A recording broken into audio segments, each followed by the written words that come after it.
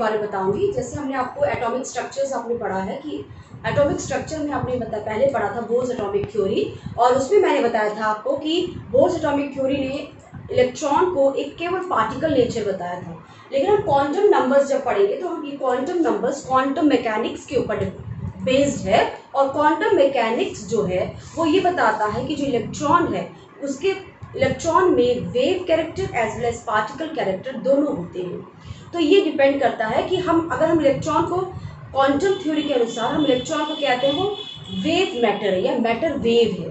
तो हम सबसे पहले पढ़ेंगे इसमें, आज हम क्वांटम नंबर पढ़ेंगे। क्वांटम नंबर क्या होता है, what is quantum number.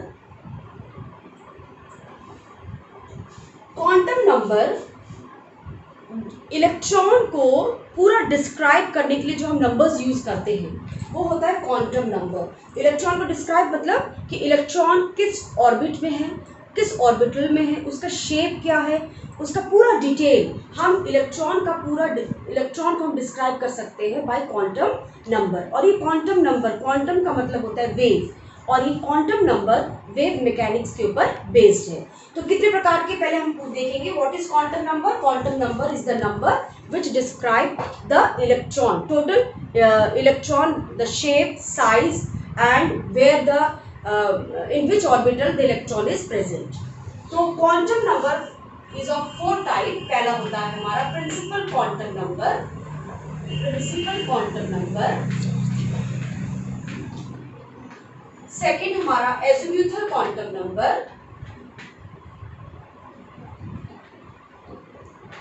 azimuthal quantum number, and third is magnetic quantum number, magnetic quantum number, and the fourth one which is known as spin quantum number.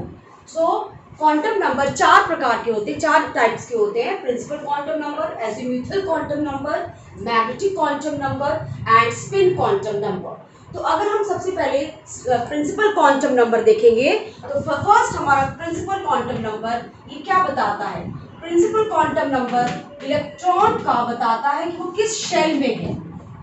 Principal quantum number को हम denote करते हैं small N से, small N से इसको denote करते हैं, और ये केवल बताता है कि इलेक्ट्रॉन किस शेल में है। और जब हमको शेल पता चल जाता है तो हम इलेक्ट्रॉन की साइज बता सकते हैं कि वह न्यूक्लियस से कितनी दूरी पर है, उसका रेडियस हम कैलकुलेट कर सकते हैं, उसकी एनर्जी हम बता सकते हैं इलेक्ट्रॉन की वो कितने एनर्जी का है, किस एन शेल में है।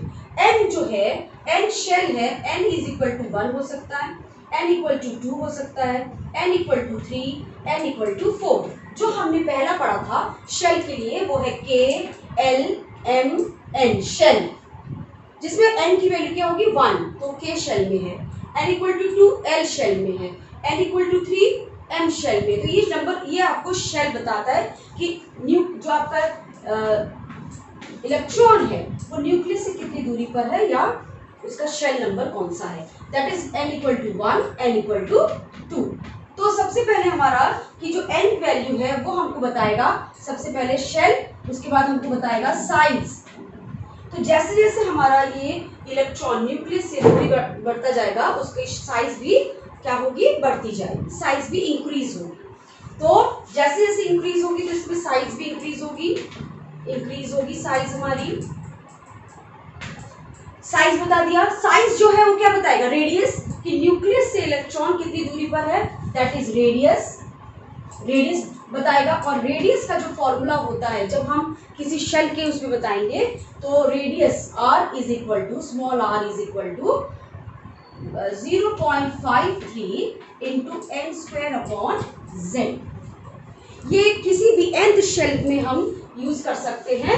n मतलब आपका नंबर ऑफ शेल कितना है, अगर 1 पे है तो यहाँ पे हम 1 डालेंगे, और z जो है z यहाँ पे हमारा एटॉमिक नंबर है कि किस नंबर पर हमारा कौन सा नंबर एटॉमिक नंबर का है। हाइड्रोजन है तो नंबर 1, हीलियम है तो नंबर 2। इस तरह से हम किसी भी रेडियस को हम कैलकुलेट कर सकते हैं। ये हो गया रेडियस। एनर्जी के लिए हम एनर्जी का फॉर्मूला होगा -13.6 into z square upon n square. इस वैल्यू से हम क्या निकाल सकते हैं, एनर्जी।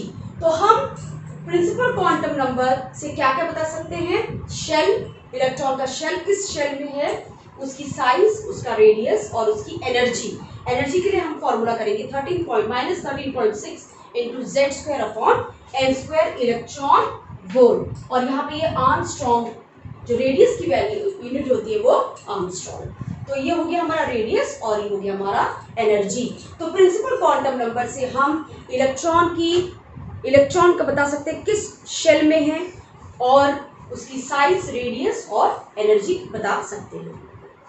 नेक्स्ट हमारा क्वांटम नंबर है एजीम्यूथल क्वांटम नंबर। सेकंड हमारा क्वांटम नंबर है एजीम्यूथल क्वांटम नंबर। अब एजीम्यूथल क्वांटम नंबर को हम डिनोट करते हैं स्मॉल एल से, और इसकी वैल्यू जो है वो एन पे डिपेंड करती है। एन कितना होगा इसकी एल की वैल्यू, तो ये होगा 0 n-1। अब 0 को हम इंक्लूड करेंगे और उसके बाद n-1। अगर n इक्वल टू 1 है तो l की वैल्यू क्या होगी? अगर n इक्वल टू 1 है तो l की वैल्यू होगी 0, n-1 means 1 - 1 is equal to 0। That means n equal to 1 के लिए l की वैल्यू 0 होगी, n इक्वल टू 2 के लिए l की वैल्यू होगी 0 and 1, n इक्वल टू 3 के लिए l की वैल्यू होगी 0, 1 and 2, n इक्वल टू 4 के लिए होगी l की वैल्यू 0, 1, 2 and 3। ये हो गया वैल्यू के बारे में। अब L क्या बताता है? इलेक्ट्रॉन का L जो है एजीम्यूथल क्वांटम नंबर, ये बताता है सब शेल। ये डिनोट करता है सब शेल को, कि किस सब शेल में हमारा इलेक्ट्रॉन प्रेजेंट है। और सब शेल के अलावा ये बताता है कि इसमें कौन से ऑर्बिटल्स हैं। जैसे आप L इक्वल टू 0 है तो इसमें केवल एक ही ऑर्बिटल उपस्थित होगा, वो है S। n इक्वल टू 2 के लिए ये होगा 0। जब n इक्वल टू 0 है तो वो s है, n इक्वल टू 1 है तो p होता है, तो इसमें p एंड s, p तक होगा, s एंड p। n इक्वल टू 1 है, 0, 1, 2, तो s, p एंड d तीनों आपके ऑर्बिटल्स होंगे। इसमें आपका होगा s, p, d and f, क्योंकि l इक्वल टू 0 के लिए s होता है, l इक्वल टू 1 के लिए p होता है, l इक्वल टू 2 के लिए d एंड l इक्वल टू 3 के लिए f ऑर्बिटल्स होंगे। तो ये आपका सब शेल बताएगा और आपका ये बताएगा कि किस तरह का ऑर्बिटल शेप्स है। s का शेप क्या होता है? स्फेरिकल। p का शेप क्या होता है? Double shape. d का डबल शेप। इस तरह से हम l जो है हमारा एजीम्यूथल क्वांटम नंबर सब शेल प्लस जो आपका शेल है उसका शेप भी बताता है कि किस शेप का होगा आपका शेल्स। L इक्वल टू 0 है तो s orbital, L equal to 1 है तो p, L इक्वल टू 2 है तो d orbital, L equal to 3 है तो f ऑर्बिटल। इसका मतलब क्या है कि अगर L इक्वल टू 3 है तो इसमें कौन, n इक्वल टू 4 के लिए कौन कौन से ऑर्बिटल्स उपस्थित हैं? n इक्वल टू 4 के लिए 4s, 4p, 4d and 4f, तीनों चारों ऑर्बिटल्स हैं। तो ये आपका L जो है सब शेल ये बताता है कि ये सब शेल क्या है और इसका शेप्स क्या है। तो azimuthal quantum number describe the subshell and the shapes of the orbital. अब इसके नेक्स्ट है magnetic quantum number. Third is magnetic quantum number, कि मैग्नेटिक क्वांटम नंबर क्या बताता है।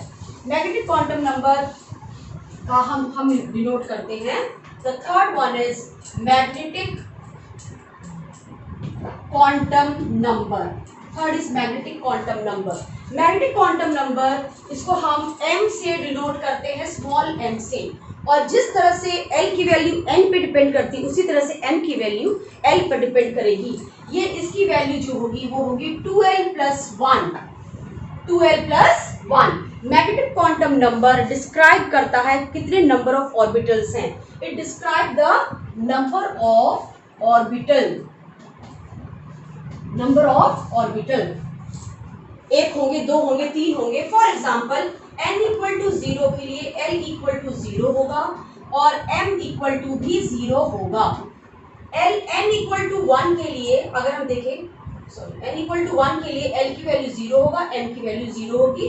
n इक्वल टू 2 के लिए l की वैल्यू क्या होगी? l की value 0 and 1।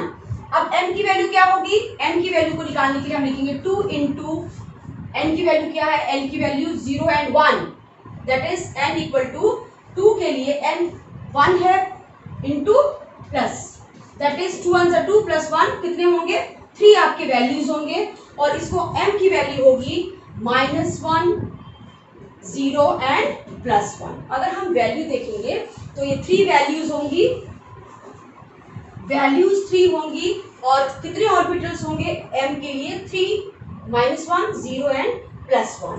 That means l equal to that is p 1 है तो मतलब p होगा, तो p में कितने ऑर्बिटल्स होंगे 3 होंगे, तो p में हम ऐसे ही बताते हैं ना कि p 3 ऑर्बिटल्स होते हैं, दैट इज 0 1 +1 एंड -1। तो p के लिए 3 ऑर्बिटल्स होंगे, number of orbital will be 3। And अगर हम देखें l इक्वल टू 2 के लिए तो कितने वैल्यूज होंगे m की वैल्यू होगी 2 × 2 + 1 दैट इज 5 वैल्यूज होगी। और 5 वैल्यूज कहाँ से शुरू होंगी, इनकी जो वैल्यू होगी m जो होगा वो क्या होगा माइनस और plus l 0 2 -m + l। That means अगर हम माइनस लिख दें यहाँ पर प्लस कर दें तो प्लस -l से लेकर +l तक इसकी वैल्यू होती है। तो क्या होगी 5 हमारे ऑर्बिटल्स है, नंबर ऑफ ऑर्बिटल्स कितने हुए 5। और अगर हम m की वैल्यू देखेंगे तो होगा -2 -1 0 +1 एंड +2 दैट इज 1 2 3 4 5। अब तो l इक्वल टू 2 के लिए कौन सा ऑर्बिटल हुआ d ऑर्बिटल, और d ऑर्बिटल्स में कितने ऑर्बिटल्स होते हैं, अगर हम देखें d ऑर्बिटल में कितने होते हैं 5। Number of orbitals will be 1 2 3 4 5। d में कितने ऑर्बिटल्स होते हैं नंबर 5 ऑर्बिटल्स होते हैं जो m बताता है। तो m is magnetic quantum number that describe the number of orbital present in the electron. Last हमारा जो क्वांटम नंबर है वो है spin quantum number, that is 4 spin quantum number. Quantum number spin quantum number, देखिए जो electron है हमने पढ़ा है कि जो न्यूक्लियस के चारों ओर घूमता रहता है, लेकिन इलेक्ट्रॉन अपने ही एक्सिस में घूमता है। तो जब इलेक्ट्रॉन अपने ही एक्सिस में घूमता है तो दो प्रकार से घूम सकता है, या तो क्लॉकवाइज या तो एंटी क्लॉकवाइज। तो उसकी दो वैल्यू होती है, वो है हमारा s, इसको हम s से स्मॉल s से डिनोट करते हैं। ये होता है हमारा clockwise in the own axis, electron revolve in its own axis in the clockwise direction or in anti-clockwise direction. So anti-clockwise direction में इसकी वैल्यू क्या हो जाएगी -12। तो स्पिन क्वांटम नंबर क्या बताता है कि इलेक्ट्रॉन का अपने ही एक्सिस में घूमना, रिवॉल्व होना, और ये दो प्रकार के हो सकता है क्लॉकवाइज एंड एंटी क्लॉकवाइज। तो जब क्लॉकवाइज होगा +12 और -12। तो इलेक्ट्रॉन जब किसी ऑर्बिटल में है, एक इलेक्ट्रॉन अगर किसी ऑर्बिटल में है तो दोनों दो प्रकार से इसका स्पिन हो सकता है, एक होता है +12 दूसरा -12। तो ये हो गया हमारा स्पिन क्वांटम नंबर। तो किसी भी इलेक्ट्रॉन को हम डिस्क्राइब कर सकते हैं बाय दिस 4 क्वांटम नंबर। एक एग्जांपल हम देखेंगे। फॉर एग्जांपल अगर n = 2 है तो उसके सारे क्वांटम नंबर, चारों के चारों क्वांटम नंबर क्या हो सकते हैं।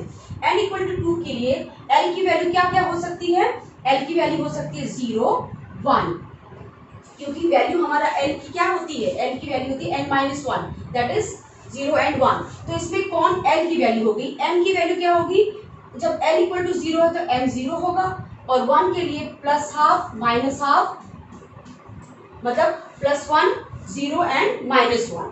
और s जो स्पिन क्वांटम नंबर होगा वो प्रत्येक ऑर्बिटल में +12 एंड -12।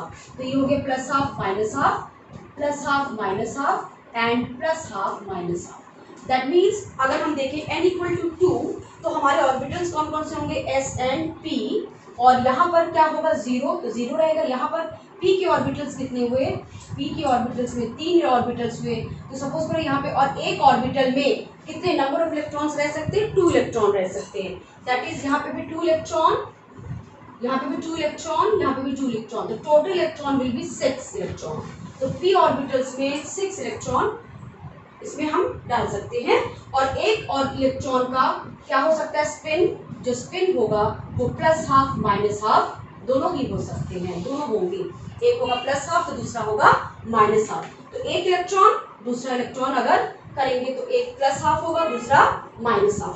+12 के लिए हम एरो ऊपर की तरफ रखते हैं और माइनस के लिए हम जो एरो है वो नीचे की तरफ रखते हैं। तो ये हमें डिस्क्राइब करता है क्या, स्पिन क्वांटम नंबर जो हम बताते हैं इलेक्ट्रॉन के लिए। तो इलेक्ट्रॉन के चारों क्वांटम संख्या के द्वारा हम इलेक्ट्रॉन को बता सकते हैं वो किस ऑर्बिटल में है, किस सब शेल में है, किस शेल में है और उसका ओरिएंटेशन क्या है, वो क्लॉकवाइज ओरिएंटेशन में है कि एंटी क्लॉकवाइज ओरिएंटेशन में है। Video I told you about the quantum number. Hope you like it. So don't forget to like, share and subscribe. Thank you.